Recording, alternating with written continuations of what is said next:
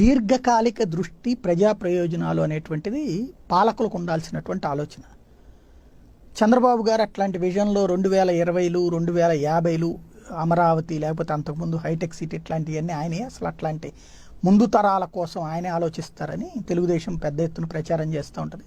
ఇప్పటికి కూడా వాళ్ళు అనుకూల మీడియా అదే ప్రొజెక్ట్ చేస్తారు. హైటెక్ సిటీకి సంబంధించి ఇంతకుముందు కూడా చెప్పుకున్నాం అక్కడ జరిగినటువంటి, సరే దాంట్లో మంచి చెడు వదిలేద్దాం. వాస్తవంగా ముందు తరాలు ఎదగాలంటే ఏముండాలా? విద్య ప్రతి ఒక్కళ్ళకి అందుబాటులోకి రావడంతో పాటుగా పేదవాళ్ళు కూడా చదువుకునేటట్టుకు వీలుగా ఉండాలి. ప్లస్ ఆ విద్యకి ఈ వృత్తి నైపుణ్యం ఉండాలి. అట్లాంటివి ఏమన్నా ఏర్పాటు చేశారా బాబు గారి హయాంలో? ఏం జరగలేదు. ఈవెన్ స్కూళ్ళు మూసి ప్రైవేటు స్కూళ్ళల్లో డెవలప్మెంట్ అనేటువంటి కాన్సెప్ట్కి వెళ్ళిపోయారు. నారాయణాలు చైతన్యాలు అప్పుడు పుట్టుకొచ్చి అప్పుడు పెరిగినాయి. అలాగే రెండవది వైద్యం. కష్టపడ్డ సొమ్మంతా ఆసుపత్రులకు తగలేయకుండా వైద్యం అనేటువంటిది ప్రజలకు అందుబాటులో ఉండాల్సినటువంటి అవసరం ఉంది. అదేమన్నా గవర్నమెంట్ హాస్పిటల్స్ని మెచ్యూర్ డెవలప్మెంట్ చేసి తీసుకెళ్లారు. 2004 ముందు అయితే చేశారు. అక్కడ మినిమం యూజర్ ఛార్జీలు పెట్టి ఆ యూజర్ ఛార్జీల ద్వారా వచ్చిన సొమ్ములతో అక్కడ చేయడం, తర్వాత అది పక్కన పెట్టేసుకున్నారు. ఈ టర్మ్ అయితే అసలు శాంతం ప్రైవేట్ ఆసుపత్రుల ఎంకరేజ్మెంట్కి నడిచింది. దీర్ఘకాలిక దృష్టి అంటే ఆ education, health, industrial concept. Industrial డెవలప్మెంట్కి లింక్ కావాల్సింది సాంకేతిక నిపుణుల్ని అందచేయటం. ఇలాంటిది కూడా ఏం చేయలేకపోయారు. చేద్దాం అనుకున్నారు. బట్ ఇప్పుడు జగన్కి వచ్చేటప్పటికి ఆ పనిని మాత్రం ప్రారంభించారు. ఇప్పటికిప్పుడు జరిగిపోయిందని కాదు.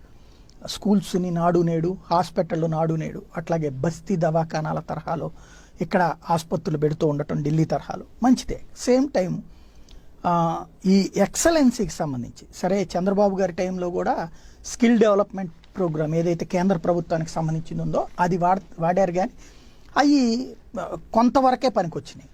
ఓవరాల్గా ఒక పర్మనెంట్ సొల్యూషన్గా ఇప్పుడైతే ఐటీఐలు వీటిట్లలో కొత్తవి తీసుకొస్తున్నారు కదా, కాలేజీలకి అనుసంధానం చేయడం అనేది.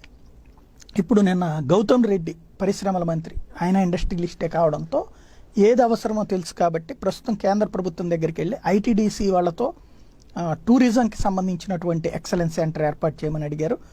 అట్లాగే ఎన్టీపీసీ సెంటర్ ఆఫ్ ఎక్సలెన్స్ని ఏర్పాటు చేయమని ఇంకొకటి అడిగారు అనకాపల్లికి సంబంధించి. అట్లాగే స్టీల్ సంబంధిత ప్రాజెక్టులకు సంబంధించినటువంటి చేయమని చెప్పి వాళ్ళని అడిగొచ్చారు.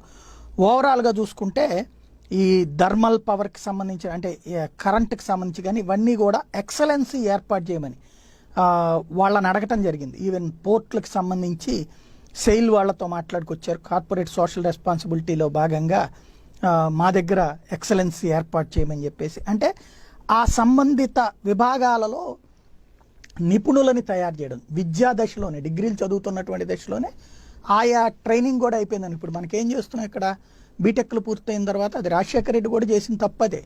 కాలేజీలు అయితే పెంచేశారు కానీ ఆ కాలేజీలలో నైపుణ్యవంతమైనటువంటి శిక్షణలకి తీసుకుపోవాలి. దాంతో బీటెక్లు డిగ్రీలాగా అయిపోయినాయి, దేనికి పనికి రాకుండా పోయినాయి.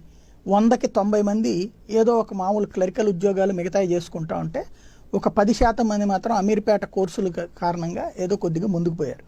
అలా కాకుండా వీళ్ళు ఇప్పుడు ఈ కోణంలోకి తీసుకొస్తున్నారు. అంటే నాన్న చేసినటువంటి పొరపాటును కూడా సరిదిద్దేటువంటి ప్రక్రియ అయితే చేస్తున్నారు. గౌతమ్ రెడ్డి కూడా ఆ విధంగా ఉపయోగపడుతున్నారు. ఇది సక్సెస్ పర్ఫెక్ట్గా అయితే, దీంట్లో రాజకీయాలు చొప్పించుకుని గందరగోళం చేసుకోకుండా సాగితే మాత్రం ఒక 10 ఏళ్ళు సాగితే ఆ తర్వాత ఆంధ్రాని ముట్టుకోగలిగేవాడు ఎవడుండడు. ఏం జరుగుతుందో చూద్దాం.